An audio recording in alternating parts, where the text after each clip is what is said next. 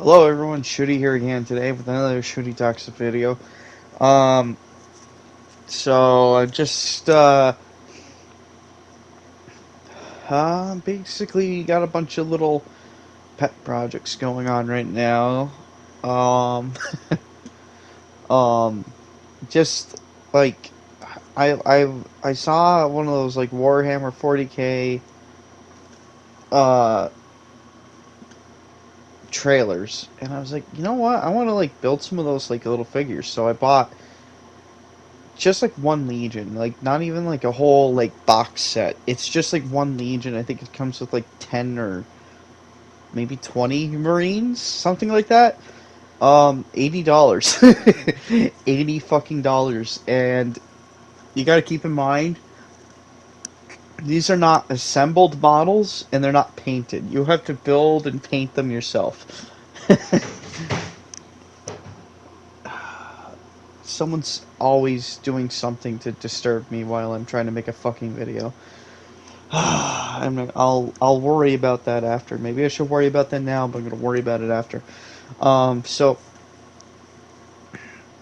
basically, I think the yeah, it I so the video is gonna be Rainbow Six. You probably could tell that from the thumbnail and the title. Uh, yeah, not really sure how I want to go about this. It's hard to review a game that hasn't been completed. And I know someone might be saying, well, it is completed, it's out, blah, blah, blah. Well, I don't count a game completed unless if the developers are no longer adding anything to it. If you're not adding more DLC, if you're not adding new maps, if you're not tweaking and changing things, if you're not doing any of that, then the game is completed. But Rainbow Six is a live service game, so it is not completed. It is not yet finished. So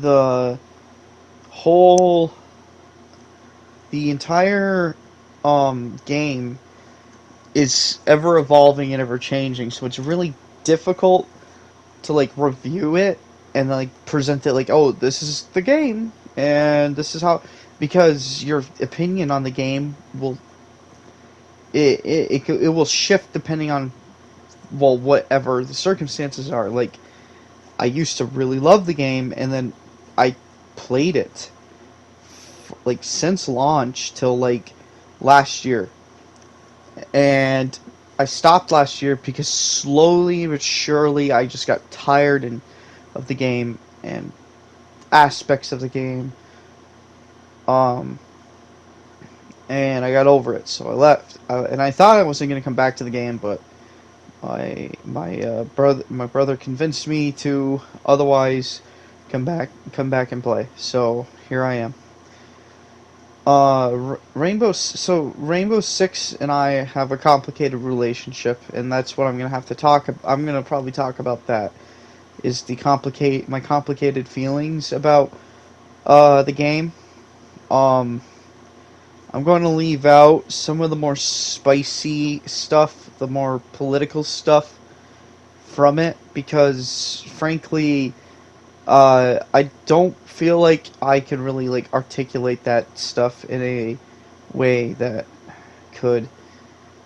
Um, I don't feel like I could articulate that stuff properly. To be honest, I feel like no matter what I say and how I say it, it's gonna come across in a way that would just not really speak my opinions. So I'm gonna like avoid that stuff and focus more on the actual game portion of it.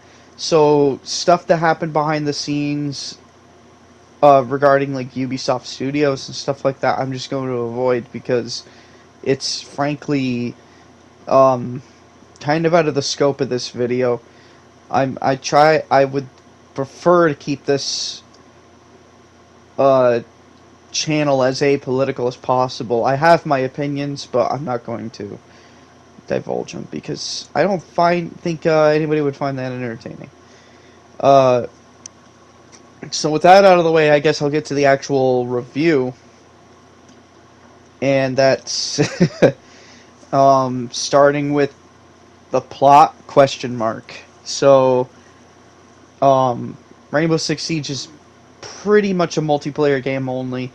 It's not. It's not. It doesn't have a real single player mode to it. The closest it has is Training Grounds when you activate Lone Wolf mode. It used to be called Terrorist Hunt, and Terrorist Hunt was the co-op mode, but you could also play it Lone Wolf mode. You could be by yourself or with a squad.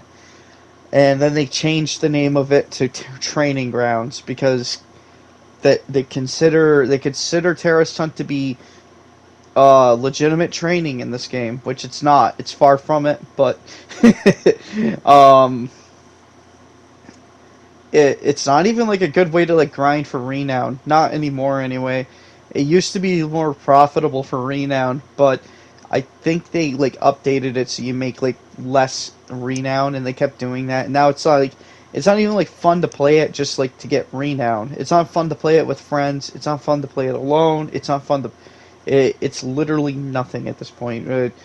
The Training Grounds mode is just. They do have lore for the game. They do they have like. They used to have like opening cinematics and stuff you can watch when you started the game, but they took those out a while ago. I assume to save on memory. Just a bunch of the different stuff like that, and then they had training missions for the player to. They're basically I should say tutorial missions. They were tutorial missions that taught the player how to play the game. And then I think at one point they did have plans to have story missions, but the story missions would be like basically Terrorist Hunt, where it's a co-op mode where you play with other players and you're dropped into unique Terrorist Hunt maps. And they started this off with Article 5. And Article 5 was basically the map Berkeley University, and it was covered in the yellow mustard gas. The whole map was covered in mustard gas, basically. And the only way you could play Berkeley University at the time was with Article 5. The problem is when Article 5 came out,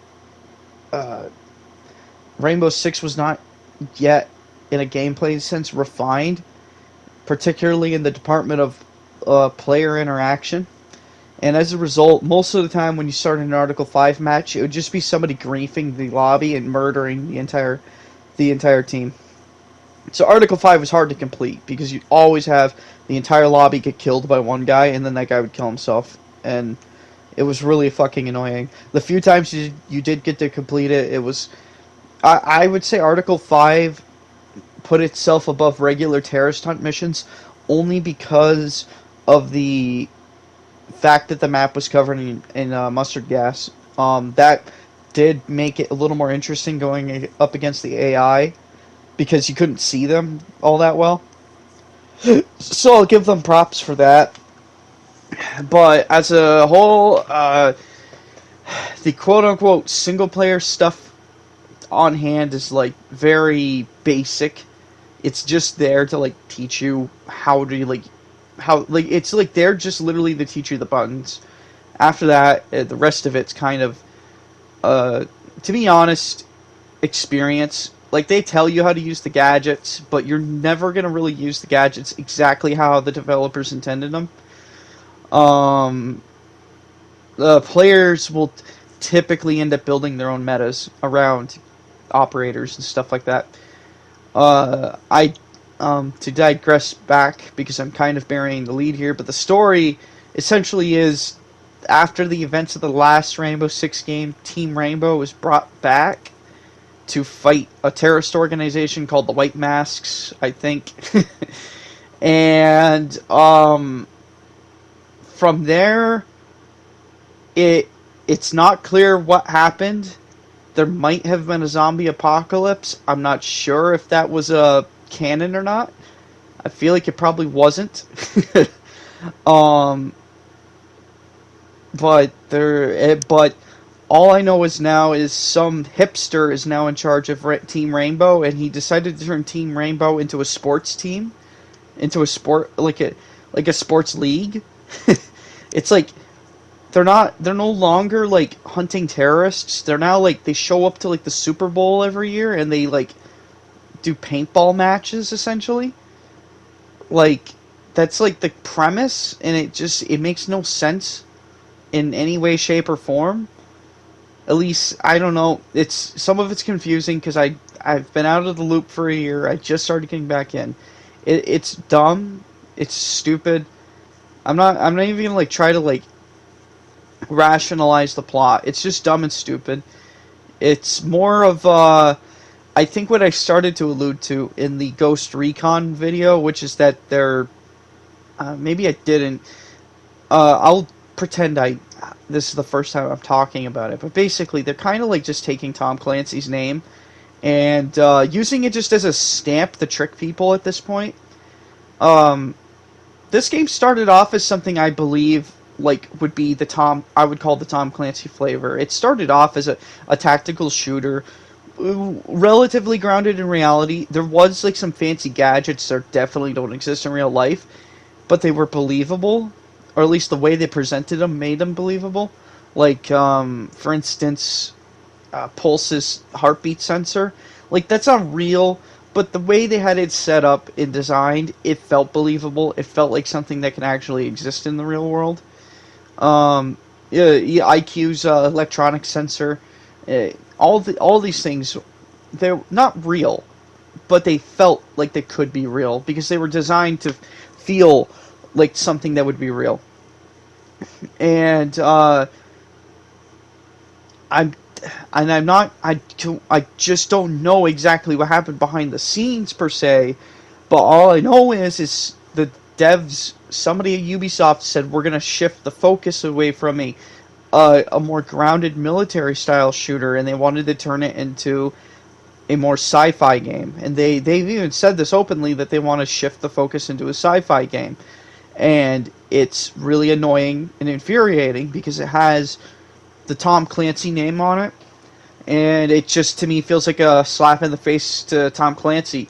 Tom Clancy's he basically built all this groundwork. He built a fan base and brought that to Ubisoft, and Ubisoft essentially just repays that favor by completely bastardizing every one of his franchises. They completely just ruin them. They're now even like just putting his name on shit that has literally nothing to do with Tom Clancy.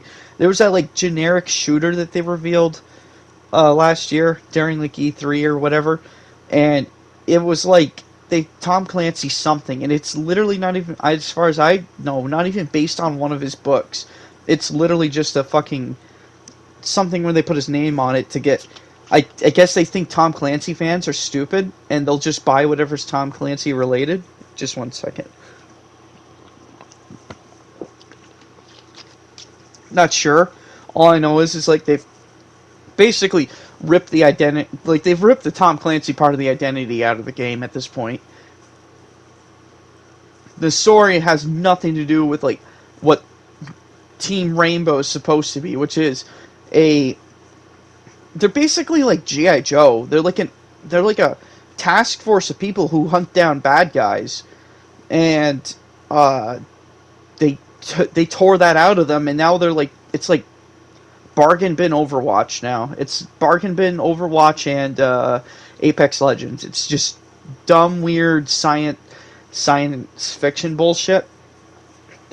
To be fair, in some aspects it makes sense because they want to add in more operators, but it's difficult to do that when you only have so many ideas for operators. I'll get more into the actual gameplay part of the operators, but for now the thing I'll talk about is the actual like style of them, and I can't stand the style of pretty much most modern Tom Clancy operators, none of them look like people who actually serve in any kind of like military or special forces unit or anything like that. They all look like they all look like they all look like that person who made uh, TikTok or a TikTok or like I don't know Twitch their personality or something like that. They don't. They feel like Discord mods were recruited into Team Rainbow. It's like weirdos with weird like that look weird and they have and like I mean they really don't have personalities in the game, but you can look at them and you know what their personality is types. It's just really dumb and weird. It makes very little sense in the context again of a Tom Clancy thing. Tom Clancy's geared more towards like a realistic military environment, and none of these operators, the newer ones, feel like realistic characters. They feel like really terrible character archetypes. Um, I I could get more into that, but feel like I feel like I'd be wasting my time if I just carefully explained each operator like that. I'm just gonna leave it at that. I'm just gonna leave it at that because it's honestly like that's what I feel about these new operators is they feel like uh, dumb, weird archetypes. They look like clowns. Um, and again, they look like Overwatch bargain bin operators. Um, the the I'll go into the gameplay part now. In gameplay, it will be a little more complicated. So bear with me. This might be the brunt of the video because the gameplay has evolved over time. It evolved primarily because they wanted to change. In my opinion, they wanted to change what their gamer base was. So they built this team shooter, Rainbow Six Siege, and it's competing with the likes of Overwatch, Team Fortress 2. I don't know of any others really that are really like that popular, but those are the main two. So they built that, and then they wanted to bring in the Tom Clancy, and they were building it to cater to the Tom Clancy fan base. And I think that's kind of where the first problem started in a way. But at the same time, I think it was also their strong point. Um, so there's more people who enjoy the cartoony nature of Team Fortress and Overwatch than there are people who enjoy gritty tactical shooters. I mean, it. I know like there's a lot of people out there that like Call of Duty and stuff, but those people are generally not considered to be quote unquote real gamers. The real gamers, quote unquote, are like people who play everything but Call of Duty essentially. So when you're making a competitive shooter game and you're trying to market it towards a Tom Clancy audience, they're not typically people who enjoy competitive shooters. I know there are those out there, but the majority of them are looking for more of a grounded experience. That's just the nature of it, and that's not a bad thing or what have you per se. But I do think that that's why in the beginning for Rainbow Six Siege it wasn't as popular because it from the outside it looked like a generic like CS:GO meets Battlefield situation, which it's not. It turned out not to be that. But I think that's kind of why it didn't do that good in the beginning. With secondary to performance, the game did not perform well when it came out. In terms of stability, they had a lot of stability issues when it came out, and I think that played a hell of a lot into how well the game did when it first came out. I feel like it might have done a little bit better if they let it bake in the oven a little longer. But I will say that when it first came out, It was kind of the most fun I had with the game because the game was played the way I feel like it should be played today. And that is slower and more thoughtful. Rainbow Six, in my opinion, is a slow... it's a thinking man's shooter. Similar to how Doom is sort of a thinking man's shooter, but Doom is more fast-paced. It's more energetic. Whereas Rainbow Six, especially the older games, you're meant to think your actions through because there's heavy consequences if you don't do things in a certain way. If you act too fast, you can get killed or you can get teammates killed. And so when Siege first came out, the game was played significantly slower. And that to me was like the best thing about this game was that compared to other multiplayer shooters, this was a slower paced game. You had to take time to consider what you wanted to do, how you wanted to defend an objective, how you wanted to attack an objective, things like that. Yeah, and you had just, in my opinion, just enough time. The matches used to be like 4 minutes long, well, technically 5 minutes, something like that. But I feel like that was just enough time for each match. Then they shortened the time to 3 minutes because they wanted people to play faster. And then there was other things they did. A couple minor gripes. One that I will never ever let go. This is one I'll never let go of. I'm sorry if it's annoying if I keep bringing it up, but it bugs the shit out of me every time I play Siege.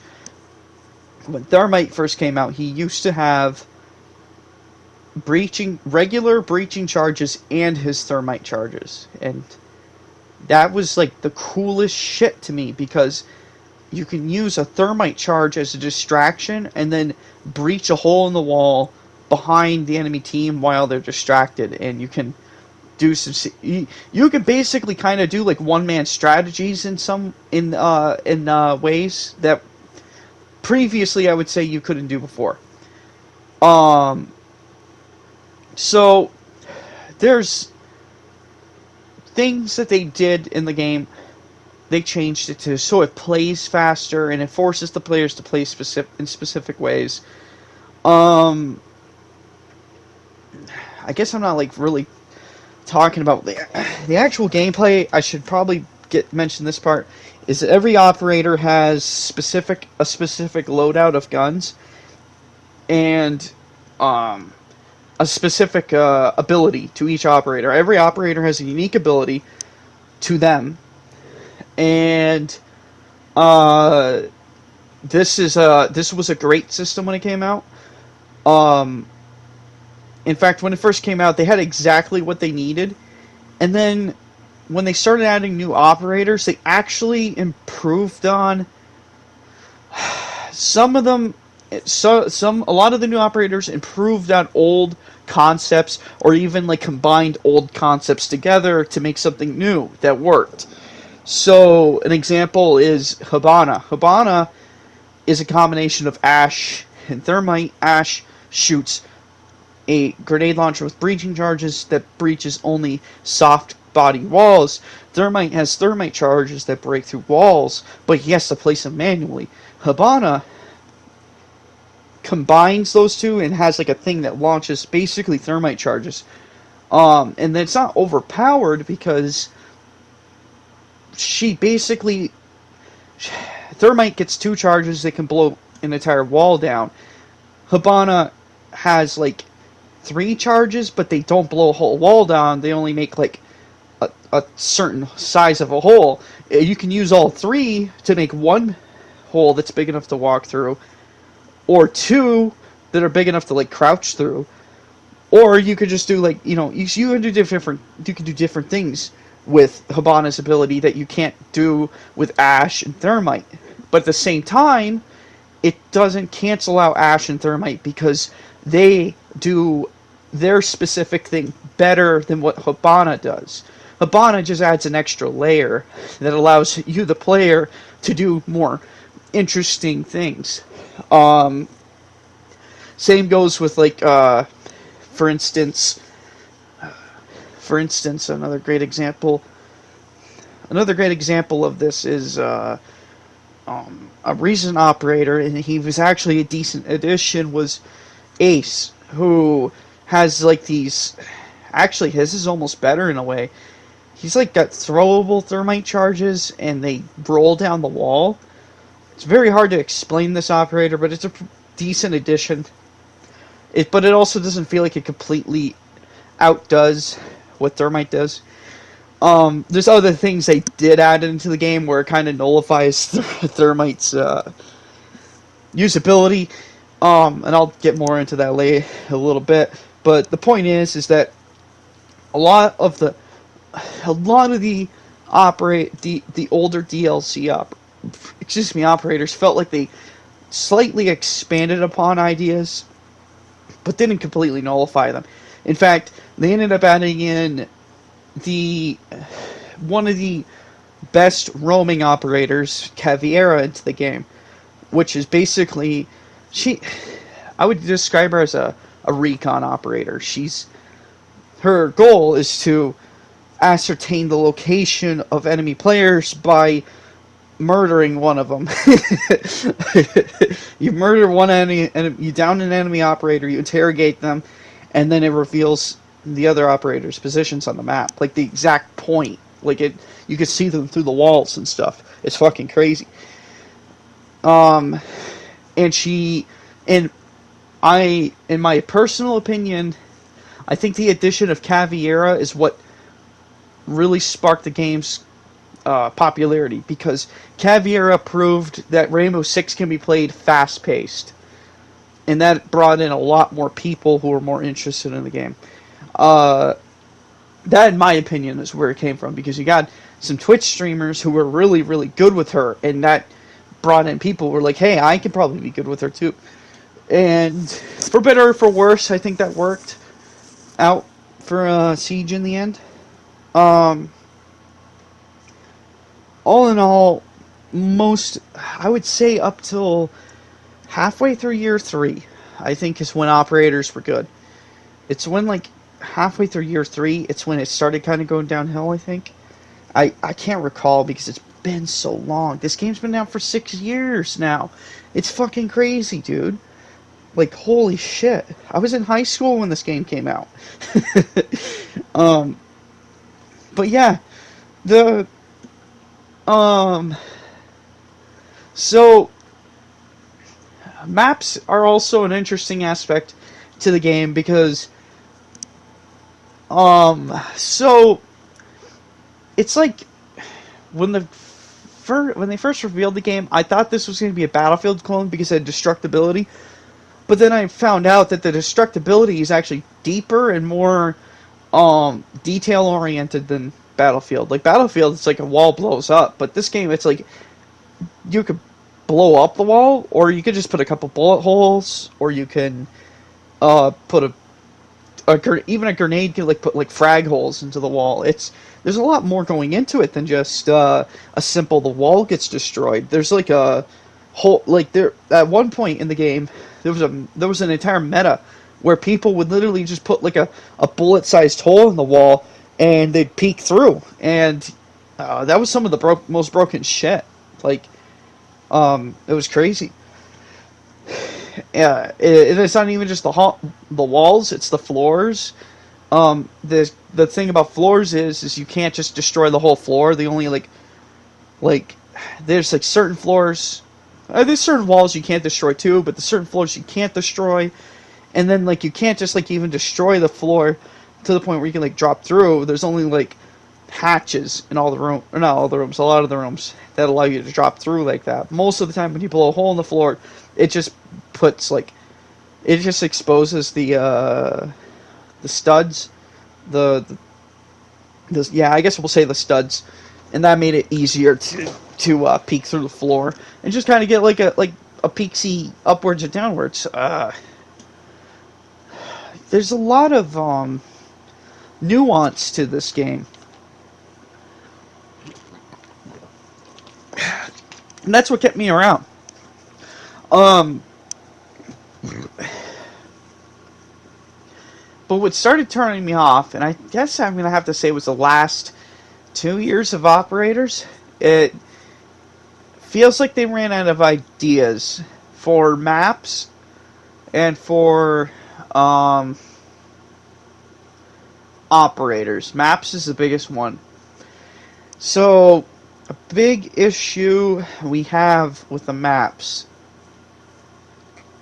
is that right currently is they don't add new maps anymore. They just rework old maps, and I can't stand it because every time they rework an old map, it's like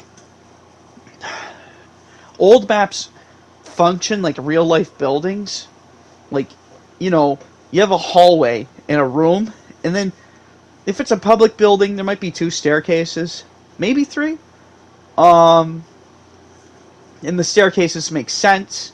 They'll be like service staircases, or they might have like a grand staircase in like the lobby or something like that. Um, and the layouts of the building, it all just makes sense. New buildings, like reworked versions of older buildings, it's a complete different story. They try to rework them now so they're more like a multiplayer map, like an actual video game. And I think this is like a detriment to the game in some ways because now the maps feel like mazes sometimes because they'll add an extra hallway because sometimes there'll be a part of the map that you can only reach through one door, so they'll add another hallway, but it's like at the same time it makes the map more of a maze. They'll add extra staircases even if they don't make sense. There's a lot of that going on in the game, and it makes it kind of annoying to play in some ways because to me the old way of doing things, the old way of how maps worked, like Canal's a great example. Canal was like 2 buildings connected with a single bridge between them, and that single bridge was the defending operator's only way to get between the 2 buildings. And you might be thinking, well, that's not fair for the defending operators. And you might be right, except the way I look at it is that you're forcing the player to now think outside the box. And I think that's what made Siege so good in the beginning, was the player had to think their way out of a problem. They couldn't just, I'll just run to the next hallway. They literally would have to be like, okay, I could shoot my way through this, or maybe I could trick them. Maybe there's an angle I could shoot somebody at, and I think that is where a lot of the Siege magic came in. Was it put players in a position where they had to think their way out of a problem? Because I can recall there's a couple situations where it's like I thought I had someone cornered in a room, and then it turns out there was a hatch in the room, so they'll blow the hatch out, and then they'll drop through, and then they'll come up behind me or something like that. It really made it more fun because you had to think on your toes. You had to keep again on the Canal example, it's like, yeah, you could go roam around in the building that the objectives aren't in, but you might just end up putting yourself in a position where you can't get back to the objective if anything were to happen. I feel like when you put certain amounts of limitations on players, it forces them to think, and that makes it more fun because it makes you more dangerous too if you think about it. You're now desperate to get your outcome out of the game, and the only way you're going to do it is if you beat the enemy team at any cost you possibly can make for yourself. I think that's kind of what made older Siege a lot more fun. Newer Siege, it just feels like they're catering to the open mouth retards who just the open mouth retards who play Pro League. Sorry if you like Pro League, but frankly, I think Pro League's I think Pro League's cancer. Mainly because they adjust the game for Pro League, and it's normal players don't play the same way as Pro League players do. A great example of this is that when Blackbeard came out, there was a There was, I'm not gonna say broken because that's stupid, but there was a combination where people would use Blackbeard and Blitz to enter a room, and Pro League players were incapable of the concept of explosives, and they would just get killed by Blackbeard and Blitz. Because they can't shoot them. I can't cause damage. So they had to fucking they banned that combo, and then they like nerfed Blackbeard into oblivion. And now Blackbeard's just like basically a worthless operator. The only thing good about Blackbeard is maybe his guns. And you don't play Siege. You don't pick an operator in Siege because you like their guns. You pick an operator because the ability that they have is a desired ability to you. So they did this a lot with a lot of operators. There's some adjustments that made sense. Like Capcan was worthless when he came out because you could see his traps because they had a laser on them, and then they got rid of the laser, and now Capcan is suddenly a more viable operator. Glaz, they made it so his scope is thermal, so you could see through the scope. Now Glaz is a more viable operator. They kept doing this, and it made things better. At the same time, though, if Pro League thought something was broken, they would nerf it, because Pro League is Pro League is daddy. And daddy gets what he wants.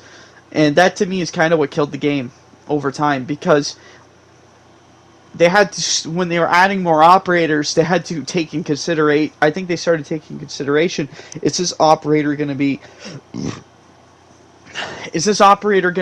be an annoyance to Pro League players? And they just, so like operators would end up start becoming watered down versions of operators that already exist. Like there's Wamai. So Wamai is, his ability is he gets magnets that attract grenades. And there's an element to his ability that's really cool, and I'll explain that in a minute. But the thing about his ability is he can only throw one magnet out at a time, and then you have to wait a couple seconds for a new one to spawn in your inventory before you can throw the next one out. And I think you get like a maximum of like 5 of them. Can't really remember. The cool thing about his ability, but it's also could be a bad thing, is that his ability attracts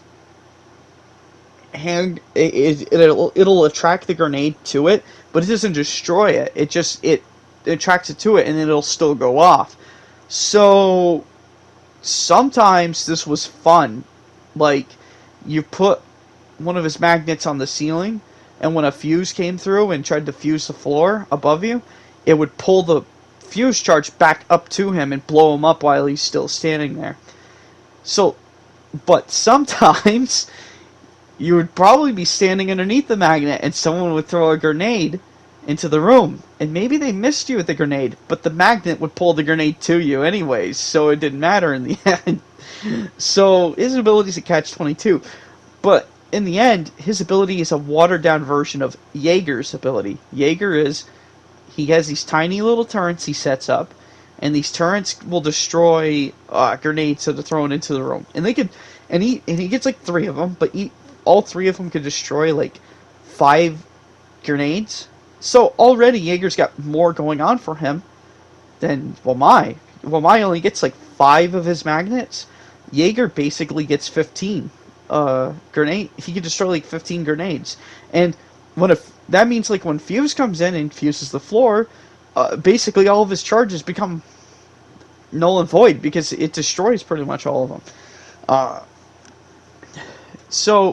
Wamai's not the only one. They have like they have an operator came out the same year, and her ability's like it's a supersonic speaker that basically is fancy barbed wire. That's all it is. It's like the barbed wire that you can put down. It slows down the enemy operator.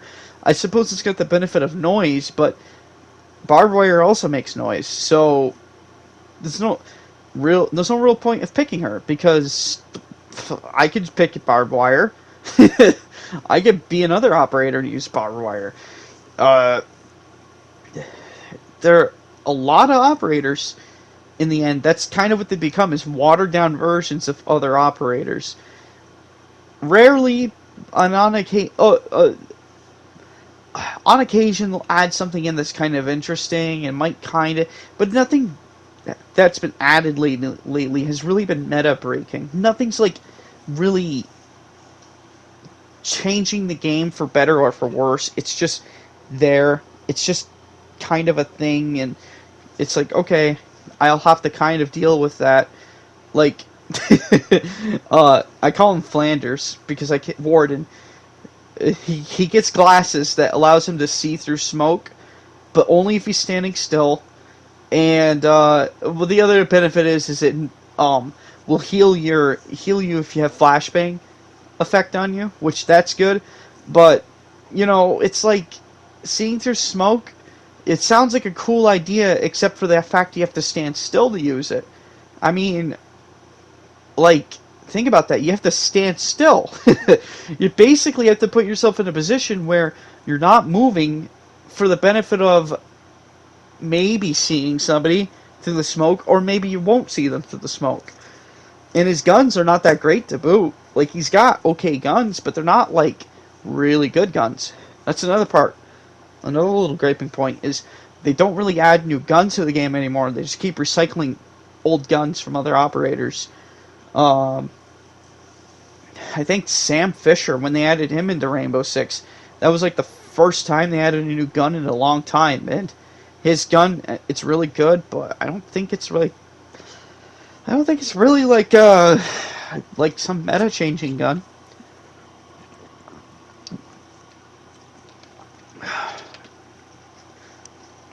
There's a lot of they've done to the game to change it. Some of it made it better. Some of it made it worse. Not a fan of the. I'm not a big fan of the pick and ban system. Generally, I'm very against the pick and ban system. I don't like the idea that I could spend money on an operator, like real world money, buy this DLC operator, and then never get to play them because other players don't want to face those operators, so they'll keep banning them. Example, the most basic bitch bans are Jackal and Caveira. Jackal and Caveira have very high ban rates. Excuse me. So Jackal's it's very rare when you get to play him. Thatcher was a pretty high ban rate for a while. The one operator that everyone kind of agrees on it's okay to ban is Clash. Clash is like a real annoyance. If you don't ban her, she's really, really annoying to deal with. But basically, it's become stagnant, and the pick and ban system really just it's really annoying to me. Other things they've done in the game, some are bad, some are good. I think the bad almost outweighs the good. Not because it made the game unplayable, but because it's completely changed the nature of the game. And I guess this circles back to what I was talking about before, gameplay-wise, which is the game's not what it used to be, and it's lost its identity completely. It's not even remotely close to what. Go back and watch old Rainbow Six Siege videos, even on my channel.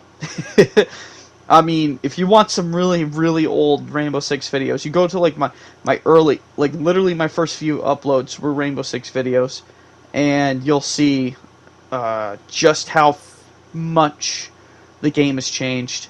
It is like a significantly different experience than what it used to be, and I don't know if that's for the better. Like I said, I left the game. Me and my friends have left the game for I shouldn't say a couple of years. It's been a year-ish, give or take. We've come back. We're having a little bit of fun, I'll admit. And I guess that's the important thing, right? Is if you're having fun. Uh, but man, oh man, sometimes I miss like those good old days when the entire team would stay in the room. Sometimes I miss that because now you get matches where sometimes like the enemy team, the defending team, will literally like not even sit in the room. They'll literally like rush outside and kill the attackers before they can even get into the building. Um, it's not fun. It plays more like Call of Duty nowadays. Sometimes that's fun and exciting, but sometimes that's really just boring and samey. If I want a game where people are bum rushing each other, I'll play Call of Duty. I played Rainbow because I wanted a game where people were taking the time and being thoughtful.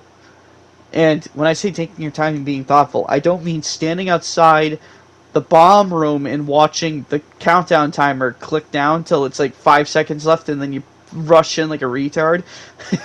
I mean, you take your time to come up with a strategy, a winning strategy that will get you into the room and you will complete the objective. Kills have always been secondary to me in this game. Secondary to completing the objective. In my opinion, when you play this game, the objective is king. You want to defend those bombs. You want to defend those bombs, and you want to defend those bombs. Did I mention they took out the other two game modes in ranked? You could play the other two game modes in I can't remember what they're called now. There's a quick mode or something like that. It used to be casual, but now it's like quick mode. It's dumb, it's stupid, makes no sense. I don't know why they changed the name of it. But you can't, but now, like, that's the other thing, is ranked's become extremely boring because it's always bomb. It's always bomb. Like, it would be nice if I could fucking play, because like the other objectives, one of the other objectives actually kind of changed the nature of how you would attack a room. And while two of the objectives would change the nature of how you defend the room. So what I mean by this is that you had hostage, biohazard container, and bomb.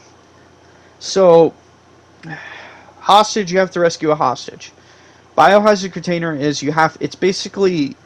it's like ground war in Call of Duty, or whatever the hell that game mode is in Battlefield, where you have to like secure a point, except there's only one point, and once the attacking team secures it, the game is over, the round's over. And then the other one's bomb, which is basically it's basically bomb from CS:GO, or demolition from Call of Duty. Pick your poison. It doesn't matter. It's the same difference between the three games. So the problem is, or no, it's not a problem. So the differences between these three game modes would actually change how the game played. So bomb and biohazard container, you would think would basically play the same because there's not a living target in the room. So, you're just kind of like, okay, hey, everybody, we're going to, attack the room. Throw all the explosives you got. But actually, the thing is bomb, it forces the defenders to defend not just one room, but two rooms. Now the defenders have to defend an entire area. And that could add stress because it's more windows, more walls, more floors, more ceilings to watch. So that's the big difference. And then on top of that, I mean, and even the way you counter the attackers during that. In the bomb, you have to defuse the bomb diffuser, whereas in Biohazard, you just have to be standing in the room, and the attackers can't do anything until they get you out of the room or kill you. So that adds its own little layer to it. The hostage, completely different story. There's only one room for the defenders to defend, but now attackers, they have to come to grips that their objective is got a heartbeat, and they have to make sure that heartbeat does not flatline. So don't throw your grenades in the room, guys, which would happen often. Everybody forgets that the hostage uh, is a living target and would fucking throw a goddamn grenade in the room and kill him. Everybody does it. It's Fuse's favorite pastime. Fuse just loves killing the hostage. Because if there's no hostage to rescue, then you don't have to rescue him. So, um, yeah, the the it it's stagnant now because it's always bomb, always bomb. There's no like, it doesn't feel like there's like a real variety to it because now everybody picks every operator, whereas back in older Siege, you might pick operators that are less lethal. You might pick operators that can stand their ground better. You might pick operators that can move faster. I don't know. It changed depending on what you were playing, but now same shit, different team every time. So the conclusion I'll come to is this: is I'm not gonna I like I said earlier, it's not. I can't really quite review a game that's not complete because this game can be completely different within a year or two. They might just completely shift gears within a year or two. I guess this is more like a catalog of my current feelings and a little bit of my past experience with the game. Um, I don't know if I would recommend this to new players. I think a live service game that's been around for 6 years by now. I don't think, fuck, like I couldn't never see myself trying to actually like legitimately play Overwatch. Maybe like Team Fortress. I would never play Team Fortress because the game's been around for so long. There's so much you have to learn. It's and that's kind of like Siege. It's like Siege has been around for so long. There's so much you have to learn besides just shoot the enemy. There's more into it than that. There's so much like stuff meta wise, and the meta is always evolving. I remember the last time I played, Jaeger was like a highly picked operator. Now when I play, I barely see a Jaeger, and that made Fuse a significantly more viable operator. Um, Zofia used to be one of the two nightmare operators that the enemy team could pick, and now I don't see her nearly as often as I used to. Uh, there's constant changing in the game, and sometimes that makes it fun, and sometimes that makes it annoying. In my personal opinion, it's made it more annoying because the game has lost its identity. Um, that being said, I still have fun with it. I guess that's it. I guess that's just my thoughts and views on it. Uh, you might see more Tooty McShooty videos because I'm playing more multiplayer games again, but we'll see what the future holds. Not sure if there's anything else I can really add. I guess I'll just have to end the video here. Take care.